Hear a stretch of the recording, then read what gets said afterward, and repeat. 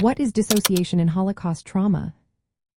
Imagine being trapped in a nightmare so intense that your mind decides to step back and create a safe space. That's what dissociation often was for Holocaust survivors. It's a way the mind coped with unimaginable horror. During the systematic extermination and life in concentration camps, survivors faced constant violence, starvation, and loss. These experiences were so overwhelming that many developed dissociation as a mental shield. It's like feeling detached from your own body or watching yourself from outside. Some survivors described feeling as if they were floating above their bodies during the worst moments.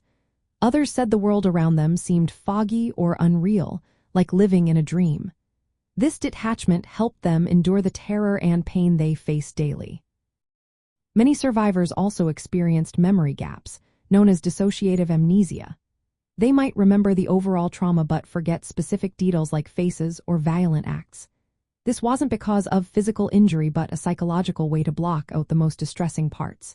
Sometimes, survivors relived their trauma unconsciously, in fleeting moments or twilight states, without fully understanding why. Repeated exposure to violence and death increased the likelihood of dissociation. It was a survival tool that allowed them to keep going, even in the face of extreme suffering. Dissociation also affected their families later on.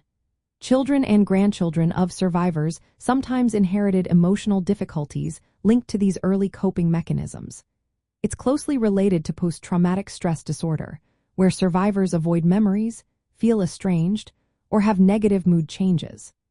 These symptoms show how deeply the trauma affected their mental health and how dissociation was part of their long-lasting response. Understanding this helps us see the resilience of those who endured such horrors and highlights the importance of sensitive support and remembrance.